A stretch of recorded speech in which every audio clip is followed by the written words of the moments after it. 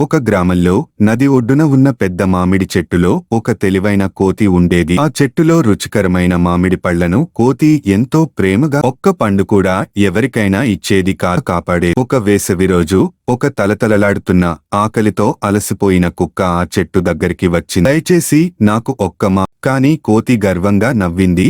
ఇవి నా మామిడి పండ్లు, నేనే వీటిని కాపాడుతున్నాను, నీకు ఎందుకు ఇవ్వాలి అని అన్నది. కుక్క మౌనంగా తలనమిలి అక్కడి నుంచి నడుచుకుంటూ వెళ్లిపోయింది. కొన్ని రోజుల తరువాత పెద్ద వాన వచ్చింది. గాలులు వీచాయి, మేఘాలు మ్రోగాయి. ఒక్కసారి మెరుపు తాకిన మామిడి చెట్టు కాలిపోవడం ప్రారంభమైంది. నది ఉప్పొంగి వచ్చింది. కోతి చెట్టుపై చిక్కుకుపోయింది, భయంతో సహాయం కోసం చూస్తూ. అయితే అప్పుడు కుక్క తిరిగి వచ్చింది. అది కొన్ని గ్రామస్తులను తీసుకుని వచ్చింది. కోతిని చూసి అరుస్తూ వాళ్లతో సహాయం చేయించింది. గ్రామస్తులు కలిసి కోతిని రక్షించారు. కోతి అవమానంగా తలవంచి కుక్కను చూసింది. నేను నిన్ను నిందించాను, కానీ నీవు నన్ను రక్షించావు ఎందుకు? కుక్క మూదువుగా నవ్వింది. మన మంచితనాన్ని ఎదుటివారి ప్రవర్తన ఆధారంగా నిర్ణయించకూడదు. మనం మంచిగా ఉండటం సరైన పని. ఆ రోజు తరువాత కోతి ఒక్క పండుతో కాకుండా తన స్నేహాన్ని పంచుకోవడం నేర్చుకుంది.